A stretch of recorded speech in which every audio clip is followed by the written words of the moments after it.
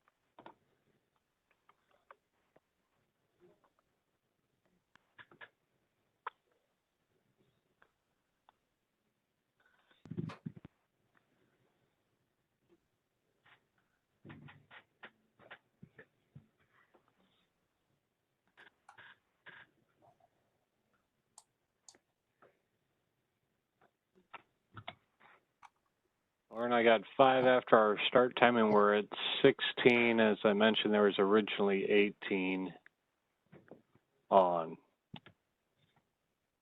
Yeah, I think let's go ahead and get rolling. Again, yeah, thanks for joining everybody this afternoon. Sorry about the couple of technical glitches there. I don't know, as Wes has up on the screen here, we don't have a real long agenda, but I think some good things to talk about. We'll want to continue to talk about some of the outreach and get some updates on where things stand with some of the recommendations and where we've been able to make some progress on moving forward and talk about where we're going. So thanks for your time today, and I think we're ready to proceed. So Wes, if you want to move on to the next, that'd be great. We do need approval of the meeting minutes. And so, Hey, Lauren, yes. this is a little bit of oversight on my part. We did not get those out to everybody prior to this meeting, so we're going to have to defer the approval of the April meeting minutes. We'll get those out here, if not later today, this week, and we may just have to approve both April and this meetings at the next meeting. That sounds like a So plan.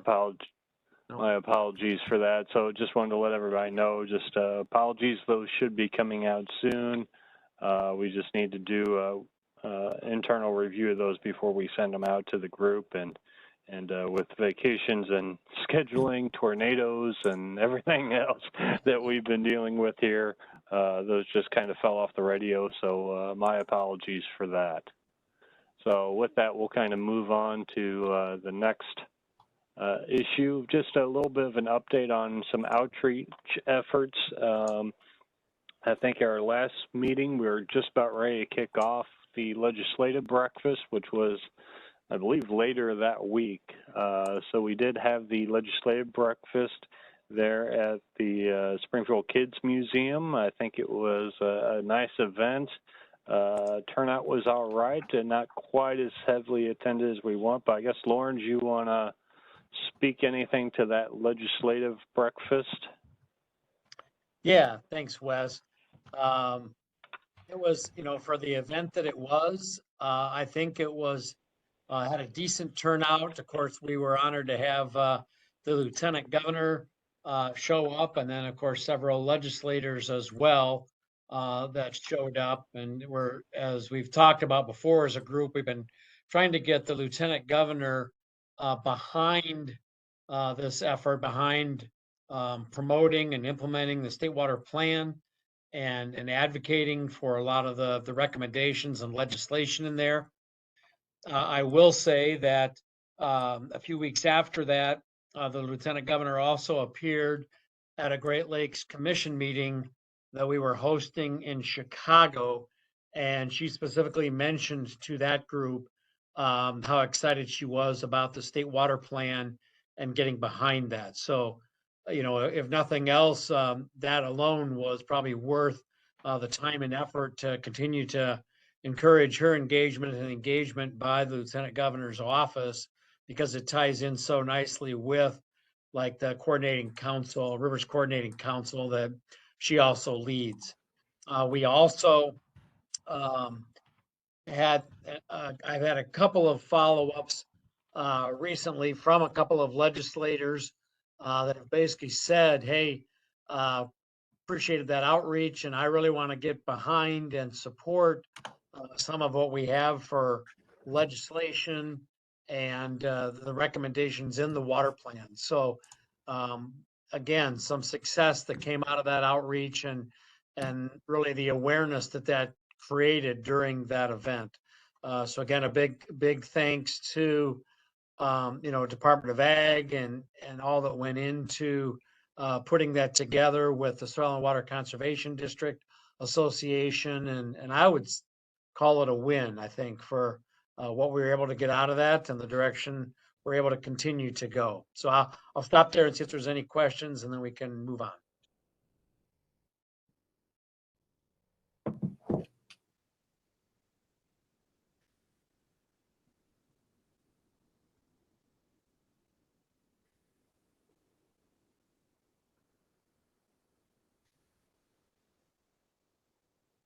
Well, hearing none, I'll just kind of go on and mention a couple other outreach efforts we had. We did present to the Illinois Groundwater Association right around that time as well. We also, coming up, we have the Soil and Water Conservation District's annual meeting occurring here in Springfield actually next week. So I'll be presenting the state water plan to that group, so we continue to do outreach. There was a initiative to do a similar legislative breakfast up in the Chicago area. We are still working that angle, but it's been a little non-responsive from our partner that we're trying to coordinate that with. So I'd say that's tentatively going to occur. We hopefully we can get a response back to them to continue to move forward with that. So just a little update that we're still doing outreach on the state water plan, even though it's been out there for over half a year. So just good that there's still that interest and an opportunity to talk about it. So with that, we will just kind of give an update. I've reached out to everybody trying to get an update on where we are with the recommendations and implementing those recommendations. So again, we still have the total number of 147 recommendations. I'll apologize, I didn't correct the spelling on recommendations prior to this event. We have started 32 of those recommendations, which means that we've started about a quarter of them. And overall, we're at about a 6% progression of all of those 147 recommendations. That's only with 4 sections getting back to me. So this is something that we will be publishing on the website and kind of keeping the public up to date on where we are.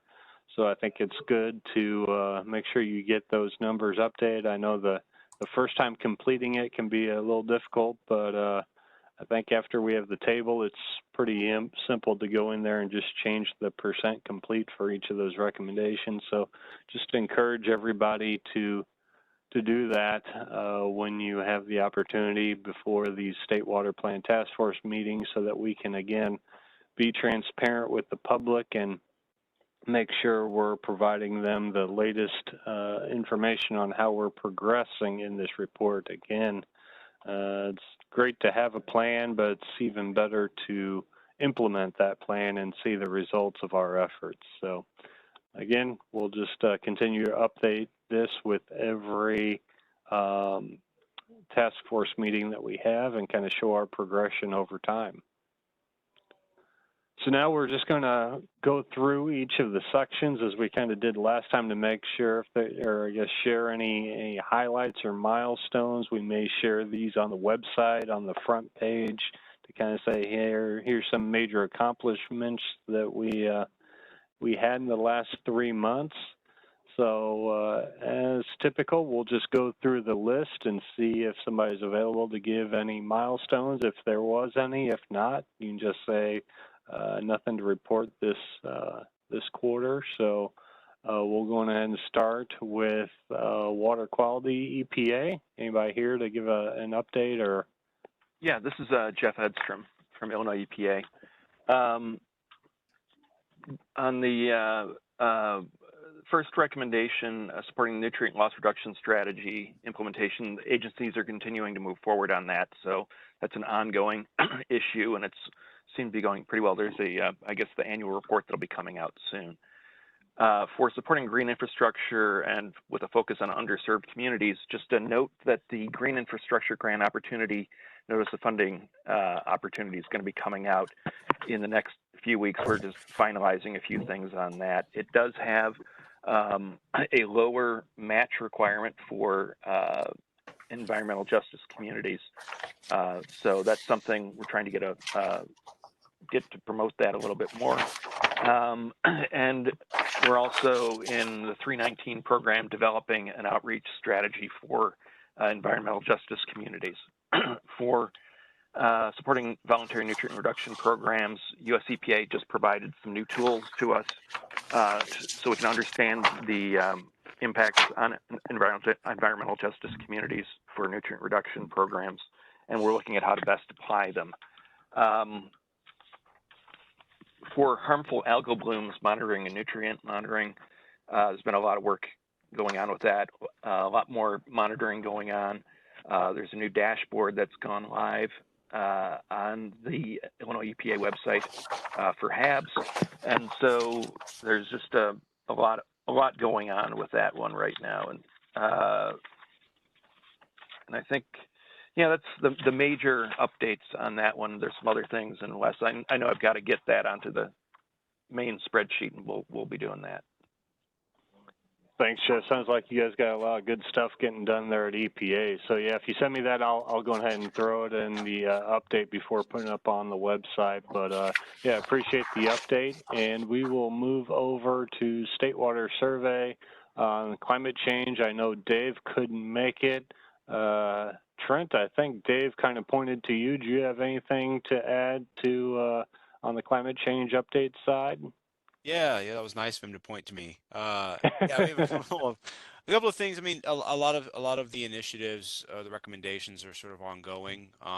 Plans developed and sort of getting the beginning stages of seeking funding, including climate-based toolkits, local climate models. I don't think Glenn is on, and if I don't see your name, Glenn, you are on. Feel free to chime in for those as well.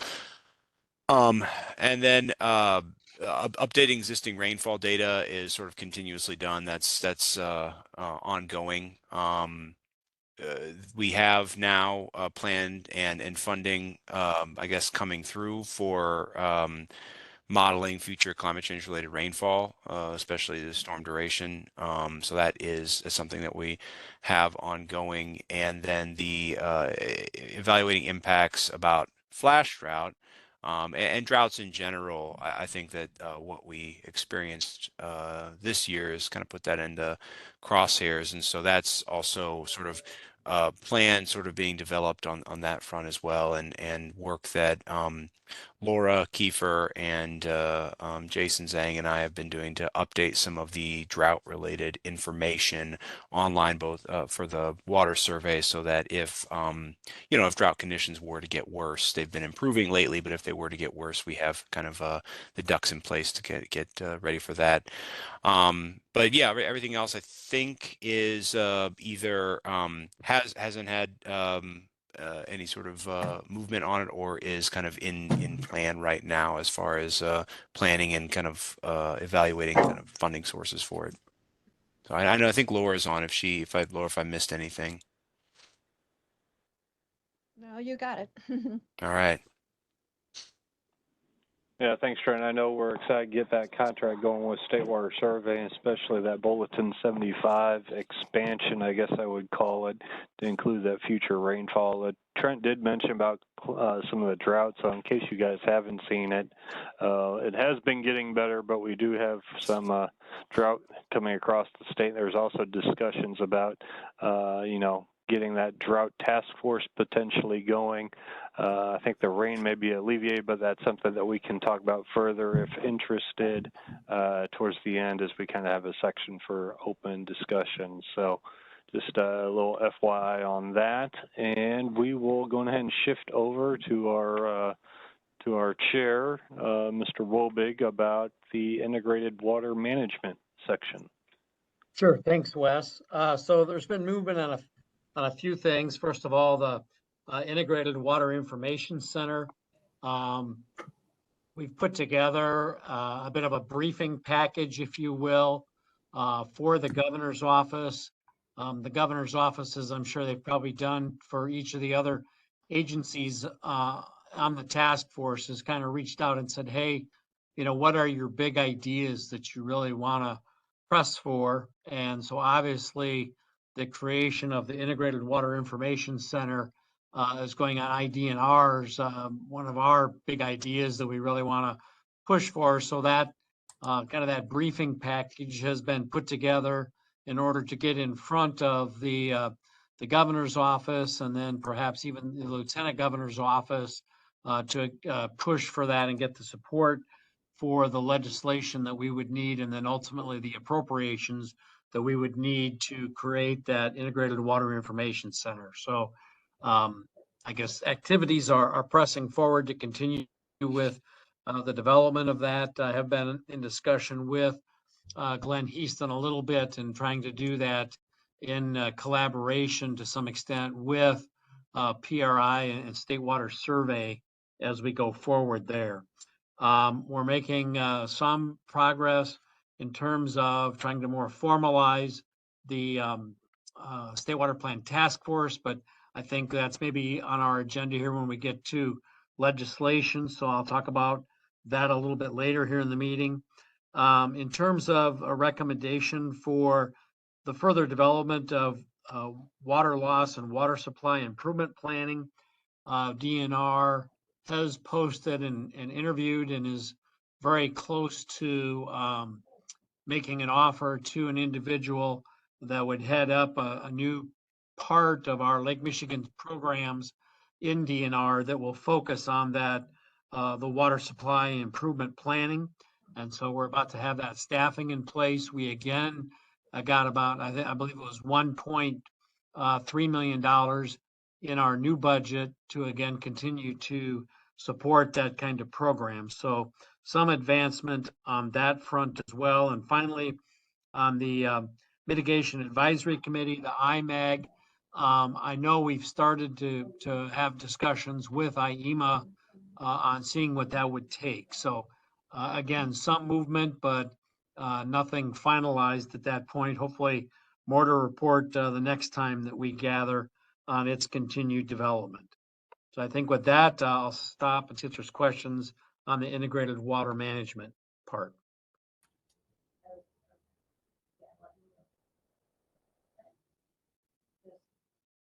Yeah, and feel free, anyone, to chime in along the process if you have a question about something that's mentioned. We can definitely have a kind of a flexible format to answer those questions as they're being discussed. With that, we'll move back over to EPA and the long-term funding. And I see Gary is on. Gary, do you have any updates for the long-term funding section? Hey, Wes. This is actually Nadan Singh, and I will be giving the group an update on the IEPA long-term funding tasks. I am the Deputy Section Manager for the State Revolving Fund, so I work for Gary Bingenheimer. But I will just take the group through the update. So as I see the list, IEPA has 3 tasks under the long-term funding. So I'll just give you a high-level overview on each of them. The first one is mandate that water, wastewater, and stormwater providers utilize asset management plan. Illinois EPA obviously supports the use of asset management plans and fiscal sustainability plans. And we continue to encourage communities across Illinois to kind of start thinking about using these sustainability plans and asset management plans. Like the other SRF programs, however, in other states, we don't have a mandate in the state of Illinois to really have the authority to tell communities that they have to do it. So at this time, we can only encourage them, and we're going to continue to do that. And then obviously that has an impact on their loan application as well. The second piece, technical and financial support for underserved communities using the local assistance program. So Illinois EPA entered into a $250,000 a year contract back in fiscal year 2019 and 2020 with Illinois Rural Water Association. Their main task was and is to assist public drinking water systems in Illinois with activities such as technical training of staff, assistance with compliance-related issues, user charge analysis, any asset management activities, and any overall system analysis. So we were helping communities with these tasks, and the success rate was really high with that relationship. So the contract was renewed with Illinois Rural Water in fiscal year 2023, which was last year. And this time we were able to procure a contract for 5 years. So the contract runs from July 1st of 23 through June 30th of 2028. So, and that is being funded partially by the federal CAP grant that our program gets on an annual basis. So we carve out a portion of that federal CAP grant, which helps us pay for this service. At the end of the day, this is a very successful program because it helps communities sort of become SRF ready and then loan ready. So then by the time they're ready to apply to us, it's smooth sailing until the finish line. So we are big proponents of that. We're continuously trying to find ways to help small communities in Illinois become eligible for our funding, and then make sure that they feel comfortable and confident coming to us for any financial assistance. Lastly, adopt technology to streamline state agency operations to save costs. We're continuously working with DoIT. We are working with other agencies in terms of knowledge share on how to make things better. We're big proponents of streamlining our processes because it helps us become more organized and more time efficient as well. So we're going to continue to look for ways to make our processes better to the extent we can, but this is certainly something that will be ongoing for a long, long time. And then we have implemented technological solutions to the extent we can. That is all I have for the tasks for IEPA. I'm happy to answer any questions if there are any.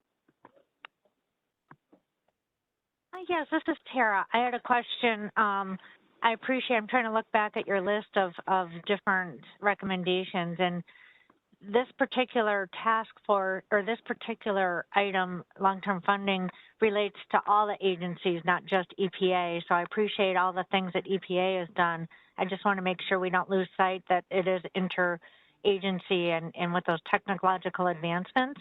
I mentioned this last time that you said you're talking with other agencies too. We're talking about technological advancements for all the agencies that are in the task force.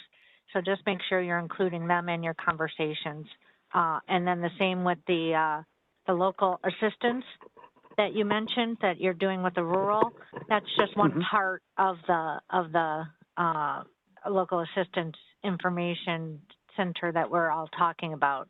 So again, just make sure we're collaborating and understanding the goals of that particular recommendation.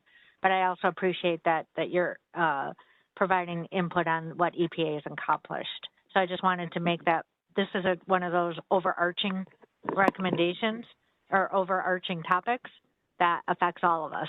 So just wanted to remind everybody. Thanks. No, Tara, thank you. Thank you so much for that. And to your point, we will continue to have broader conversations with other agencies, as you mentioned. So that is definitely something that we plan on doing.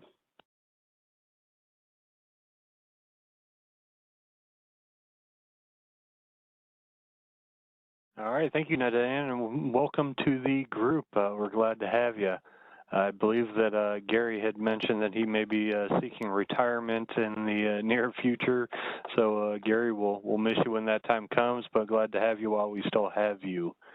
So with that, we'll move on to the water sustainability section. And Wei, if you want to give us any updates, if you have anything.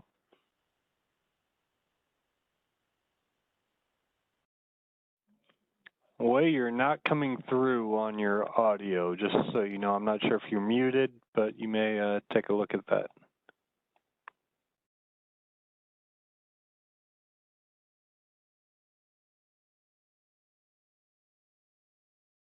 You know, can you hear me? Wes? Oh, there we go. Oh, I'm We sorry. got you now, Wei. Sorry about that. Water sustainability. We have a state water supply planning program, which the state is divided into 10 regions. So far, we have 5 regions planned, and these 5 regions covers 93% of the state population. So we can see that the majority of the state population is under the state, is included under the state water supply planning program. And we will continue support the water supply planning program in these regions, and we will also start the regions that have not have the water supply planning program started. Hopefully, the next region will be the American Bottom, which is in St. Louis area, East St. Louis area. Also, we have partnered with the State Water Survey to investigate the statewide water supply and demand. A report will be released soon in terms of the statewide water supply and demand. We are currently reviewing the draft report written by the State Water Survey.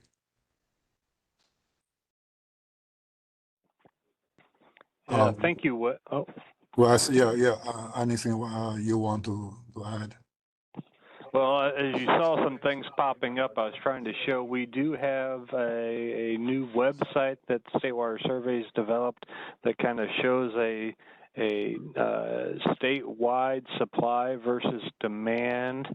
I was trying to pull up that link so I could get it opened up, so I might show it off here a little bit later. But yeah, so some great work on that initiative and kind of coming near completion on that. Wei, did you have anything else for the water sustainability? No, that's all I have. Thank you, Wes.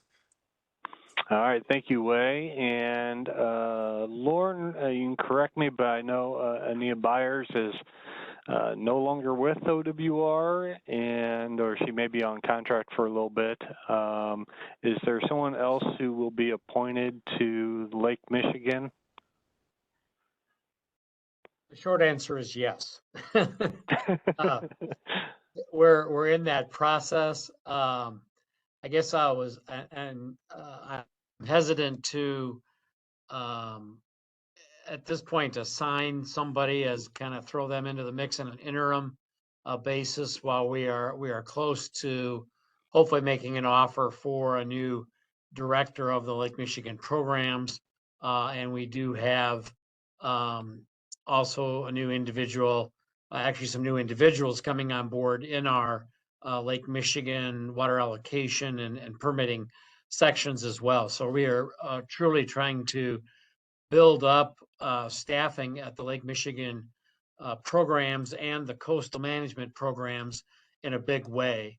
And so I'm really wanting some of that new leadership when they come on board from the coastal management to step in as the representative on the task force. And so right now, the individuals that are there trying to keep the ship afloat, if you will, in Anya's absence, I really didn't want to thrust them into the whole state water plan and responsibilities there at this point. So Anya will be on retainer here for probably another 6 months, helping with that transition. I do know that, you know, progress is continue to be made on many of those fronts that I'm sure there are efforts that can be reported, hopefully at our next meeting with a new individual that we welcome in. I will report on in terms of water allocation. We did have, you know, 9 new communities requesting Lake Michigan water, and Steve Altman and his team have diligently been working through holding and having those hearings and getting through the pre-hearing and hearing process for the allocation of those funds. You know, that some of those have come into question. You know, Joliet, I guess what I would report is that, you know, we gave Joliet water or an allocation here a little over a year ago, and they're working feverishly to get their water systems improved in order to get their water loss below 10% as required by their allocation so that they could actually get Lake Michigan water by the year 2030.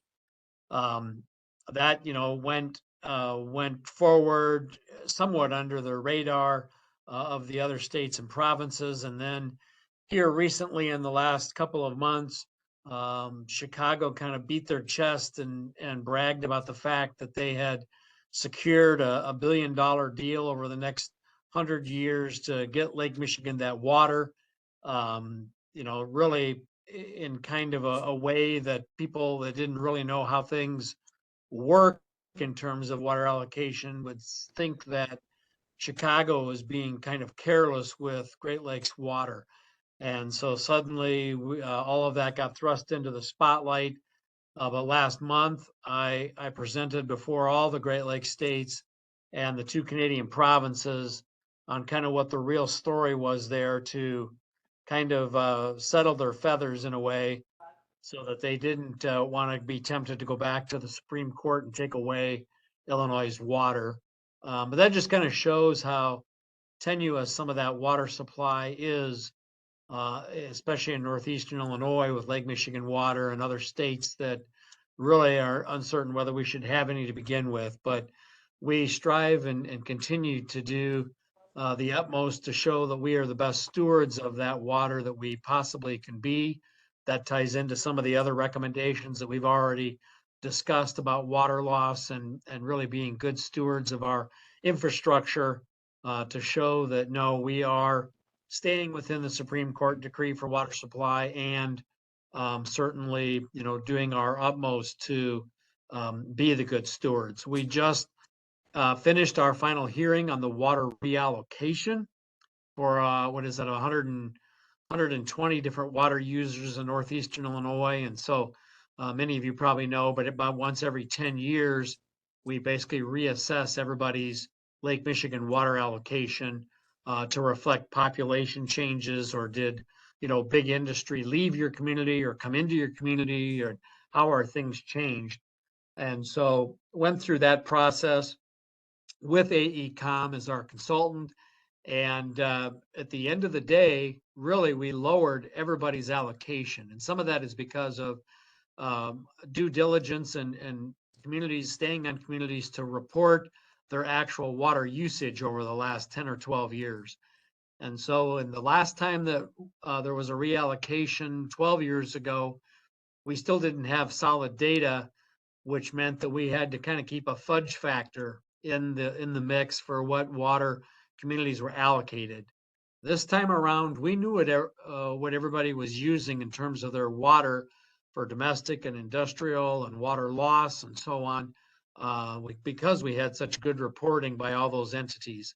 And so we were actually able to then say, well, this is how much you use. And by law, you're not allowed to have more than 10% non-revenue water. And so we're not going to allocate you more than a 10% non-revenue water. And so in all of those cases, we dropped everybody's allocation such that at the end of the day, our overall allocation went down by over 20%. coming out of Lake Michigan. So that's good news, if you're the other Great Lakes states looking at Illinois, to see how we're managing that.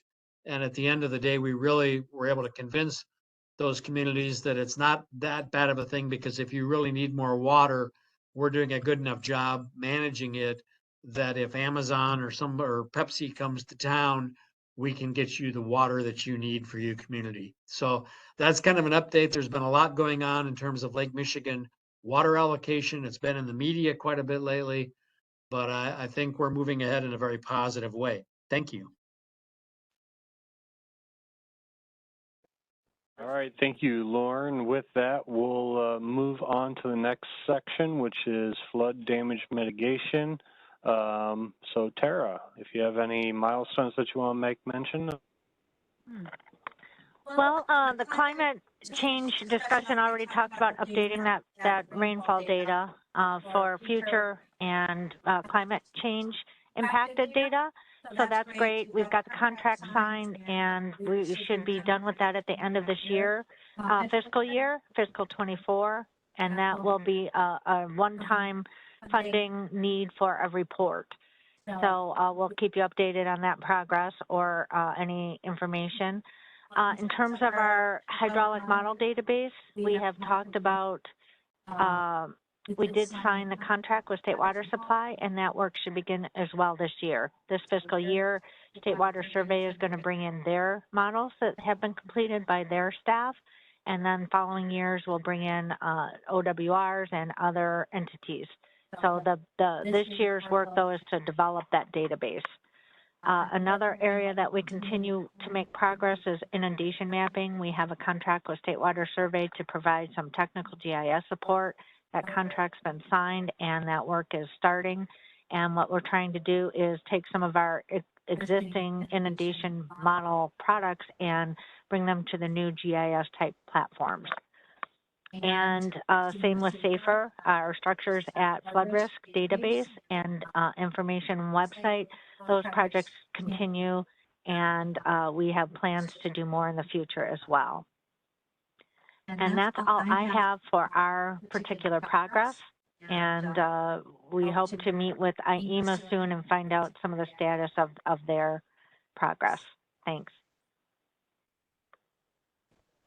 Okay, thank you, Tara. With that, we'll move on to aquatic and riparian habitat. And Brian, if you have any updates you want to share. Thanks, Wes. Yeah, most of the recommendations in the aquatic and riparian habitat chapter are new initiatives. So I've spent a lot of time trying to reach out to people and scope out the funding or staffing requirements that would be required to implement those, to at least give an idea of the resources needed to make some progress. So I've got a few more to add to the table, but that's an ongoing process. Again, we still, in this chapter, have a number of barriers that are legislative in nature that will probably take collaborative effort between stakeholders, legislature, and the involved agencies. So those will be slow to move, but we hope to make some progress. The only one I think that has seen any, say, real movement, if you will, has been the last one, in the sense of the state identifying ways to protect, I have in here isolated wetlands, but essentially any wetlands that aren't protected under the waters of the U.S. Laws, the federal laws. Progress there in the sense that it's come into the light, so to speak, and it's got the interest of stakeholders given the recent Supreme Court rulings. As we've seen some movement outside of this agency in terms of interest here and maybe some legislative processes. I believe other agencies are involved in some communications there, but as news kind of progresses, we'll update this table if it influences this recommendation any. But that's all I have for now.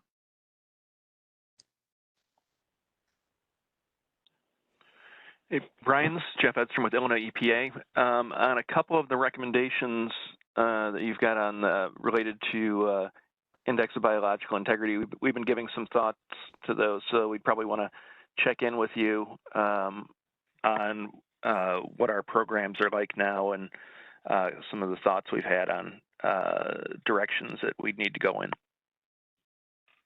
Yeah, thanks, Jeff, for mentioning that, because that's also on my list. You know, Greg Good was my contact for a long time in the surface water section of the EPA. And since he's retired, I haven't rebuilt some of those contacts. And so I'd love to meet some of the new people that are involved in those parts of the agency and discuss where the agency thinks it's going in the future and how those interact with this chapter of the state water plan. So thank you, Jeff, for volunteering that.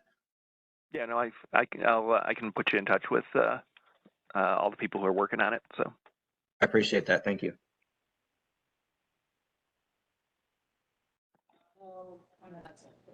All right. Well, thank you. I'm leaving a little pause there in case anybody has any further follow-up questions. Not hearing anything, we will move on to water use law and regulations. I don't think Steve Altman was able to make the meeting. I know Way has a couple of initiatives that you can see have kind of gotten some headway on, some groundwater management districts. Way, do you have anything you want to add to this, or? Yes. As far as water use laws and regulations, we have funded CMAP in doing groundwater governance survey, and that survey was done a year ago. Actually, not done. It's just periodically done. We hope that they can continue this work in the future with our funding to come up with some recommendations for the state of Illinois. And yeah, that's for the groundwater use regulations. Yeah, that's what I have for the water use laws and the regulations, Wes. Okay, thank you, Way. This is Lauren. I might add in a couple of things there. Again, as I mentioned earlier about the Integrated Water Information Center being one of the kind of big ideas we're looking for, the water reuse, which I think comes out of this section, is also being lifted up. I know there was legislation associated with that earlier that prompted some good discussions between some various entities, including IEPA and IDNR. So I think we'll continue to see some progress towards that development. And then on Illinois' Part 3700 regulations, which would be our floodplain management regulations, we revamped that in a big way here. Oh gosh, 5 years ago now, and because those regulations include flood walls and levees, which is quite contentious right now, with two different powerful factions being on opposite sides. That kind of got put on the shelf, but I am here to report that we are hoping to pull that off the shelf. And I have a meeting scheduled, I think even later yet this week, with the Farm Bureau as one of those entities to talk about levee regulations and the direction we're going, because it's really our intent. There was so much good kind of revamping and improvements of that particular administrative rule related to how we manage floodplains in the state of Illinois, at least outside the 6-county area, that we really want to get that pulled off and moving. So there's some advancement with the hope of being able to move to JCAR and some of that legislation. Thank you. Okay, Way and Lauren, thank you for the updates. With that, we will move into the navigation section, and I think I saw Brian McCoy. Yeah, Brian, if you have any updates you want to give on navigation. Yeah, thanks, Wes. So yeah, we have several updates. A lot of stuff's been moving lately. I'll talk some of the project stuff. The program.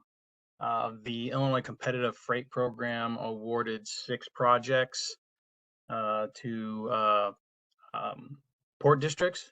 and those projects range various from dock improvements to roadway improvements, and doing some additional improvements on rail. Multimodal is the focus of most of those for that program. In addition, we also have a number of projects. At least I like to highlight at least 5 projects that are for planning.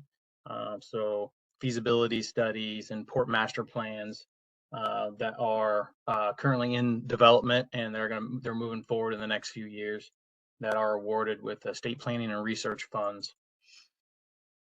I'll have those in more detailed later, like in the spreadsheet when I provide it, a little updated version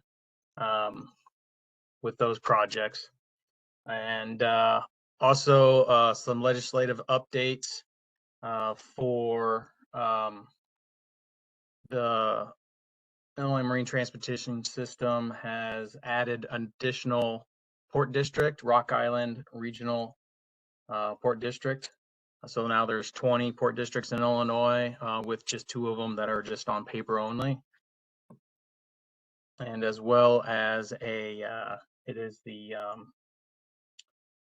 governor signed the Illinois Waterway Ports Commission Act, which establishes that port commission for it's basically the Illinois River area is their boundaries. It's 5 port districts are within their boundaries, and as well as 10 counties, extending a majority of the Illinois waterway from just south of Chicago from the International Port District, and then just shy of the Mississippi River. They'll be covering that area. Also, some additional updates. We had the moving a little bit farther forward with the Corps of Engineers, the Fish Passageway. They had the opening, and as well as the 1,200-foot lock.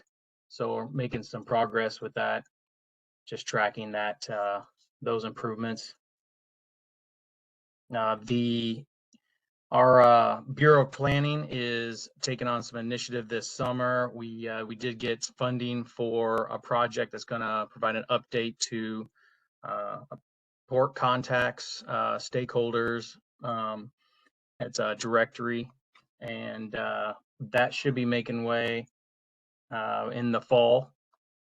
Start making some work on that. We're going to try to update a transportation database that's going to provide barge rates and also truck rates as a comparison, and see if we can also get a needs assessment provided in that project as well. I think that's pretty much covers some of the biggest highlighted changes that we have lately. I think BJ might be on this call. I don't know if I missed anything. I know he's got to step away here. Brian, that's sufficient. Yep. Any other additional items that we identify, we'll just put them in the spreadsheet. Yep. If anybody has any questions, they can just shoot me a message. That's all I got. Wes. Okay. Yep. Thank you, Brian. With that, we'll move on to, I don't think Michael Woods made it on the call. I see Brian. I don't know if you have any updates from the Department of Ag to kind of put you on the spot since Michael Woods isn't on. Yeah, and thank you, Wes. No, I don't have any updates. I'm just here to take notes to keep Michael abreast of what happened in his absence. Okay. Thank you, Brian. You're welcome. With that, we'll move on to Laura with data management. Yeah, the first recommendation about the need to perform a stream gauge assessment, and this is an assessment of the use and the viability and meeting people's needs for their stream gauging analyses for their various water resource projects. 2 of these were done in the distant past, and so it was felt that we needed another assessment. A draft scope is being prepared by the Water Survey. It's almost ready. The next steps would be to have some discussions with some, key organizations that use stream gauge data for their uses to see if we need to refine that scope. Then creating a budget. This would be a one-time funding budget, and then finding sponsors for that budget. The second recommendation was to creating a working group to determine the feasibility of the state, creating its own stream gauge data collaborative or a council. I'll probably try to have some discussions again with maybe some key organizations that are heavily invested in the stream gauging network. But it'll be one of those things where the group is moot until I think the assessment is done, because then they would have something to determine if there's how the network is meeting needs or not, and determining how that should be funded, and creating more of a community and collaborative to leverage overlapping needs for stations, things of that nature, to keep that that conversation going. So that second recommendation is on hold until the stream gauge assessment can be funded and done. That's all I have.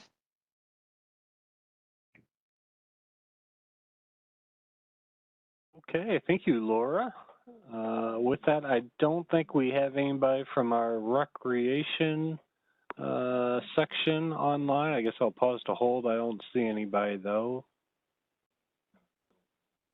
Wes, this is Lauren. I might report, because I think, if I remember right, that the outdoor access for recreation is part of this particular section in the recommendations in recreation.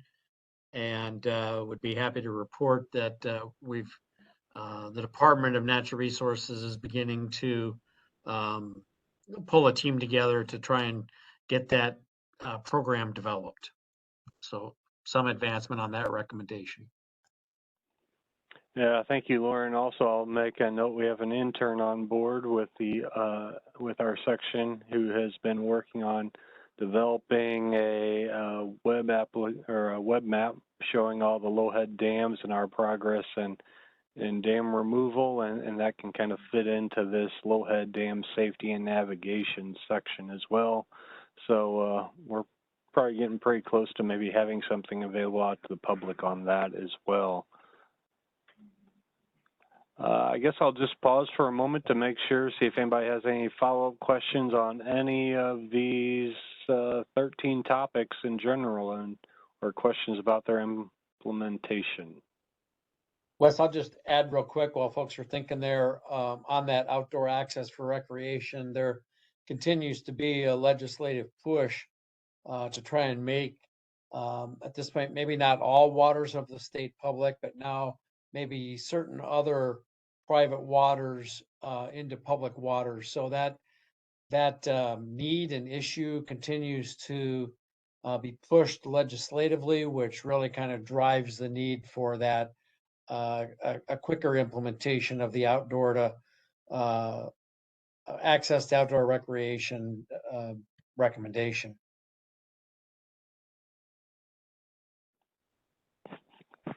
Okay, thanks for the update on those, Lauren. Anybody else? Final comments or questions? Hey, Wes, I had two comments. The first was because I was reviewing the minutes today.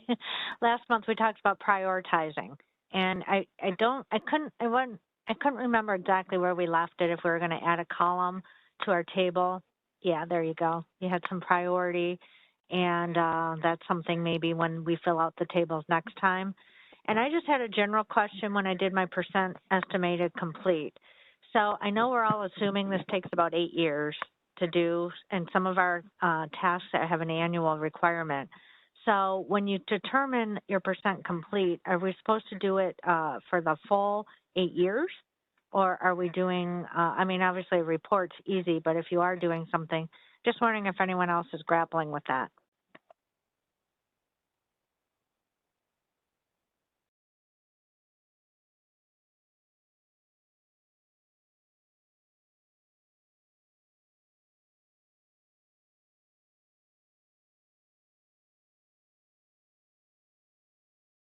Anybody else running into issues on is this percent completion? I guess, Terry, you're kind of referencing, and when this is an ongoing initiative, that, you know, we assume that this plan is going to be 8 years, so therefore we just put percent complete as a percentage of that 8 years. Is that what you're saying, even though it's an ongoing initiative? Yeah, because if you divide it by 8 years, you're going to show less progress, and you know that it just, as long as we're doing it all the same way, I just it's a little bit challenging because I want to show more progress. Well, yeah, I guess for how I would maybe suggest is that we look at how much have you implemented doing that. So if it's something that's ongoing every year and it's actively moving forward and actively completed, you know, I'd almost say, well, is that 100% because it's being actively done to the fullest extent, versus some of these things are it kind of takes a build up until you have it fully implemented. So that's my take, but I guess I'm open to anybody else if they have something similar. I don't know if I have a recommendation that I was closely tied to that has that framework. Hey Wes, this is Brian McCoy, the IDOT. I have listed on mine in the navigation section initially just a to be determined and then some ongoing. My approach is to try to establish some sort of benchmark. Some of them may not actually get to 100%, like actually convert to 100% because there's too many variables. So unless we can change the category to be a little bit more specific, the task, then I may just have a listing of some of them saying ongoing. So that's kind of where I am with it. If anybody else is kind of doing the same thing, some of them we can do percentage as we're doing, and I might be able to dial it in and find some benchmark. But then I'll just have to see what we come up with. But it's kind of vague right now what our tasks are.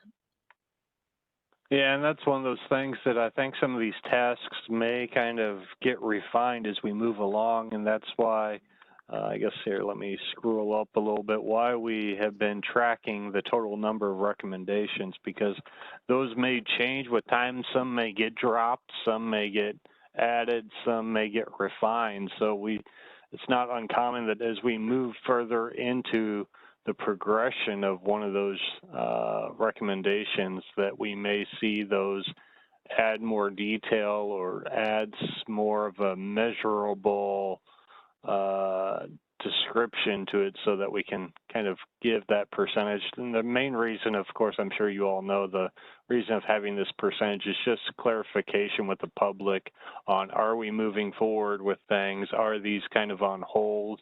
And if so, why? And it's just kind of a transparency to the public on that we are actually taking this plan and moving it forward. So know that these tasks can kind of get tweaked, some can get removed, some could get added over time, and we see this as kind of a dynamic table, not just in the percent complete, but also what's listed here. So just keep that in mind.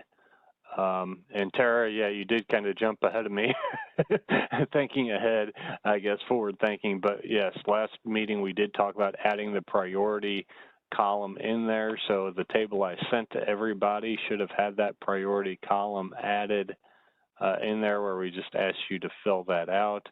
But hopefully once you kind of have this set, it's really just updating that percent complete, and maybe if there's any changes to the restrictions or obstructions of moving that along, should be hopefully fairly straightforward to update these tables. Again, just share and be clear with the public and legislators that this is not just a document, but it is a living, breathing procession of implementing these recommendations. So again, if you can get me any of those updates, it'd be great. I'll get them updated. I just ask that try and get those to me within the next day or two, so that by the end of the week I can update the website and have this information in there. With that, is there any? Nope. Wes, I had something real quick. I just wanted, it was something I'm noting listening today, and I'm at fault too. I'm a leader for my task, but we have a lot of different agencies and stakeholders involved, and I'm just reporting on the things that I've personally been working on. So just a reminder to everyone, please continue to pull in your committees, because they also have other agencies involved. Even if they're just peripheral, that they still should have some say in how these are being implemented, as well as your stakeholders. And remember, just because you're the lead, you don't have to necessarily implement it. That's what your committee is for, to delegate and pass some of these tasks on. And your job is really to just be the facilitator and be able to report on the status. So just don't get hung up. Some categories have a lot of recommendations.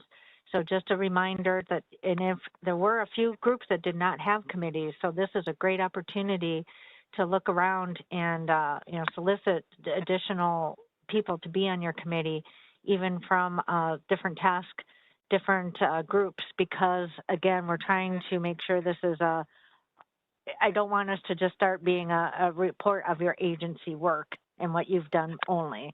So just a reminder, bring forward your committee. Okay, Tara, as always, a good recommendation. Make sure you're still working with those committee members all through the implementation process. And, you can just be that point of contact between the task force and that committee member who's moving an initiative forward. I think one of the earliest completed recommendations on the task force was done by a committee member out of the water use and regulations section. So just good information to pass along. So with that, we're going to move on just to give some general top discussion on legislative updates. And I think, Lauren, did you want to speak to a couple of these off to kick us off? Sure, happy to. And I really did, I think, already hit probably the first three, so we can go through that quickly. I have talked with our legal counsel, at least within DNR, about how best to go forward with a formalization of the State Water Plan Task Force. We talked about whether that could be through an executive order or through like a Senate joint resolution or something to that effect. And truly, the answer came back, no, put it in legislation. Let's get it put in legislation. So that is the direction we're heading. As Wes has noted here, actually Wes did, I think, quite a bit of the work on it and his team. I'm preparing some draft legislation that we're still looking at in-house, but seek to try and move that forward here in the next legislative session as we're able. And so with that in mind, I think the other dot point that Wes has here on the screen certainly would be interested in each of your thoughts as leadership in each of these areas on what you see, how that legislation, what it might want to include or at least allow for, right? I don't necessarily want to get legislation that gets very specific on a lot of things, but certainly if you have thoughts on the function and the operations of the State Water Plan that we would want in a statute in a general sense to give us that capacity and those freedoms, if you will, to do that. Certainly welcome those insights and thoughts as we continue to refine the draft legislation and moving it forward. Wes has noted here, what authorities we would have for the State Water Plan Task Force above and beyond those that we've assumed or taken out of the existing executive order that created and set us all up as a State Water Plan Task Force.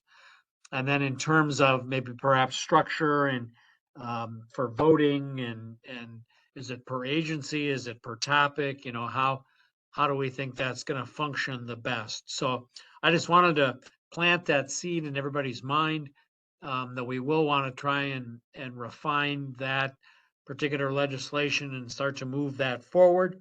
And certainly would like to do that with everybody's certainly understanding and knowledge of what we're going forward with, and certainly within any insights that you think might be important for that. So I'm going to stop there and see if there's any questions.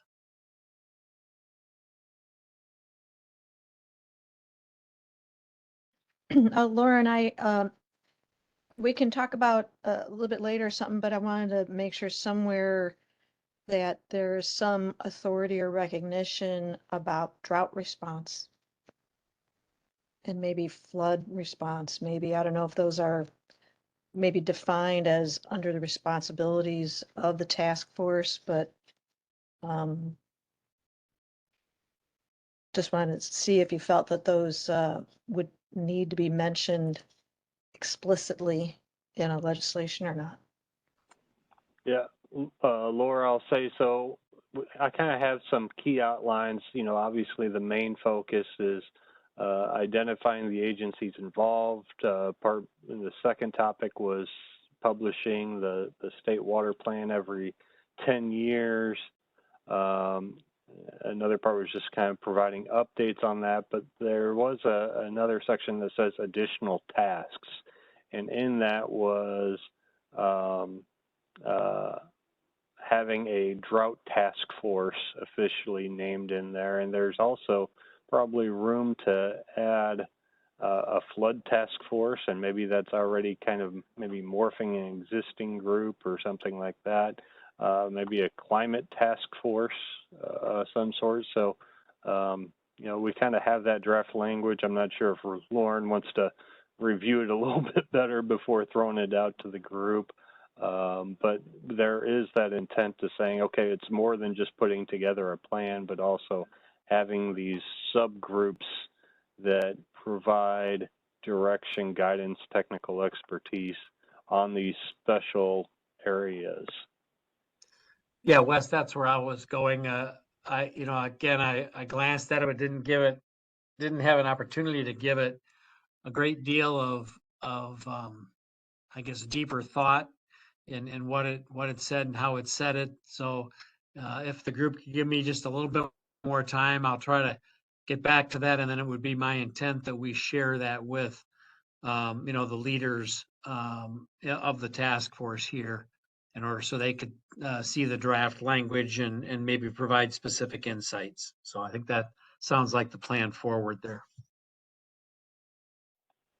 Yeah, as you saw, there's still quite a bit of internal markup and discussion points to have that before we got it in a place that we thought was good to share with the group. And I guess I would note that I think we would want to do that together. So when this group, has text that we're all comfortable with, or at least can live with, then I think we would probably, and certainly DNR can take lead as the identified chair, but I think we would want all agency, legislative sections to take some ownership or help advance and promote that legislation so that we can again show a unified, agency force together wanting to formalize and advance that. So just a heads up, when we get to that, we'll certainly want all of the legislative affairs sections of the various agencies to certainly be aware of what's going on and voice in as necessary or appropriate. Thanks.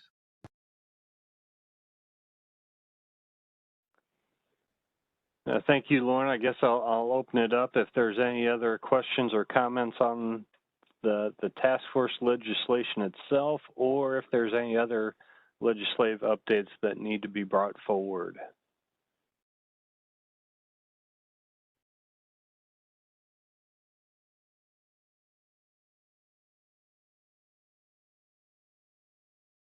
Okay, hearing none, I guess we will move forward on to the next slide. And this was something that was mentioned at our last task force meeting, that there's a recommendation, I think Laura mentioned it, about having just an opportunity to talk about multi-agency project collaboration needs. So if any agencies are in need of assistance from other agencies or collaboration, I think there's a lot going on in the Metro East area, and that's a good example of that initiative. But if there's anything else that just needs to be brought to the forefront, or if there's just any open discussion pertaining to the State Water Plan Task Force group, kind of just open up the floor for anybody who has any questions, comments, or anything else they want to share.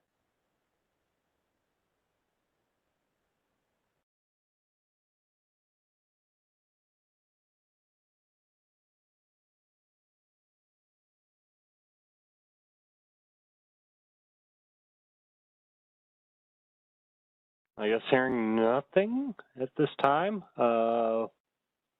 that kind of concludes the agenda for this meeting.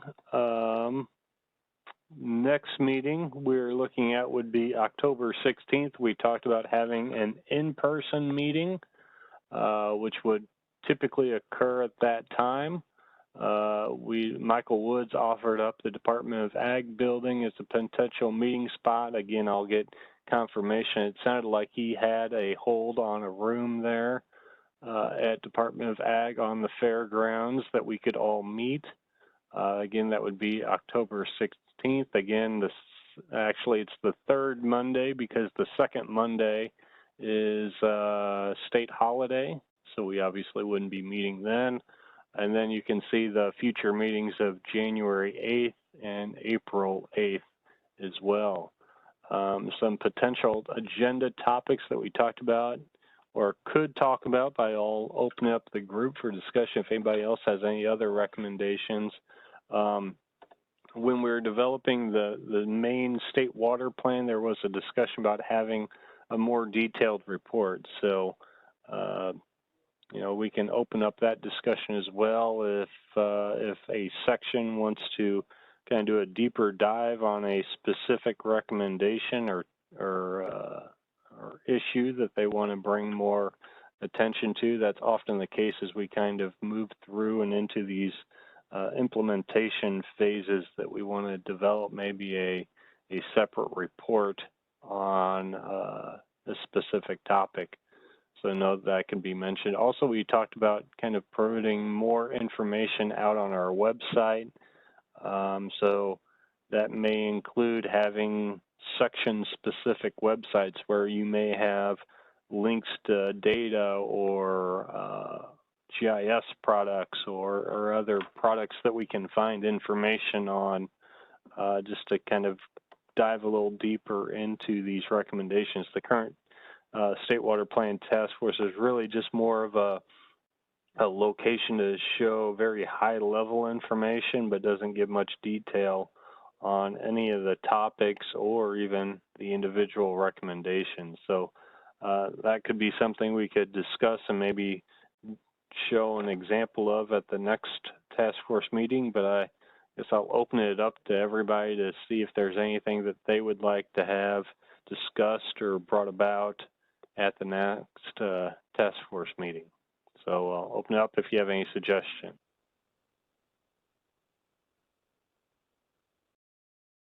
Wes, this is Lauren. I'll start with one that I think, and it might end up being in kind of collaboration with the Upper Mississippi River Basin Association. And right now, you know, Rick Pullman on our team serves as chair for the state of Illinois, but I think we're wanting to move forward in a more deliberate manner on trying to come up with a regional plan for the Upper Mississippi River Basin. And we may, to that end, want to develop a multi-state team of individuals that can take existing modeling on the Mississippi and take existing damage information, much like we have in our SAFER website that this group has talked about several times, and look at a lot of what if scenarios from a flood and drought perspective on the Upper Mississippi. So I may want to have a specific discussion related to who Illinois thinks ought to be on that kind of a team representing our state going forward. So I might throw that out there.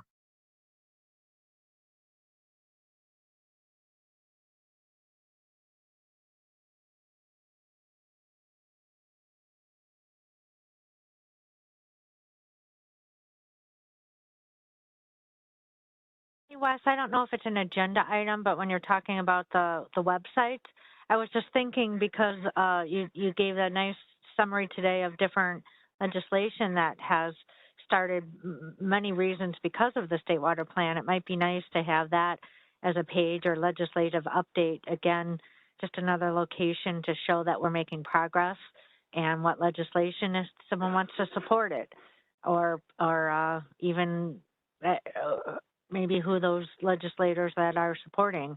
I'm not sure how far you could go with it, but it would be nice to have something on there summarizing some of that legislative progress. Thanks.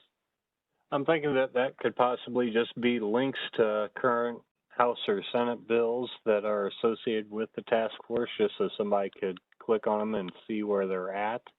That could be an option that we would provide that that link.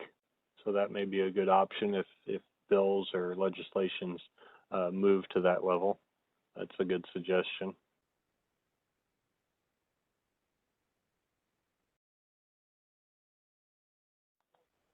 Anybody else have any other thoughts or anything they want to share or recommendations for the discussion points for the next meeting?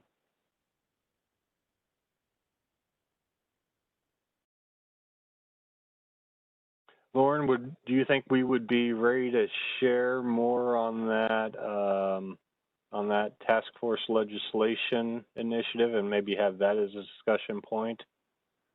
Yeah, I think so, Wes. I think hopefully we can have the the draft of that out to to the task force here, such that everybody's had an opportunity to look at it prior to that meeting, and then we could have a good discussion of insights and comments and input during the meeting.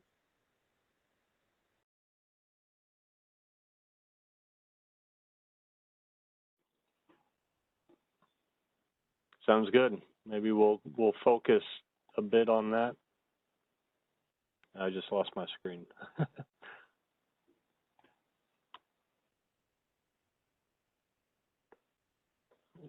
There we go.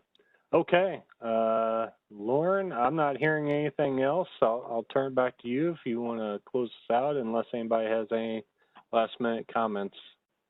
I see we're just shy of 3 o'clock, which is when we had our scheduled end time. So I'll turn it back to you, Lauren. All right, great. Thank you, Wes. Thank you for leading us through that agenda and taking us through that. Thank you, everybody, for your time this afternoon and for your commitment to the goals and objectives that we've laid out in the State Water Plan. I guess final comment that I will say is that, some of my job gets me certainly traveling across the Great Lakes Basin with those other states, and certainly the plan has been noticed by at least the other Great Lakes states, if not other states across the nation, and they're very interested in what's in our plan and how we're moving forward with our plan. So it's we might seem like kind of a close-knit group here, but certainly others across the nation are taking a close look at what we've put together and how we're trying to implement. So again, thank you, everybody, for your time and commitment to this effort. And with that, I think we will adjourn. Thank you. Thank you. Thank you all. Thank you. Thanks all. Thank you. Thank you.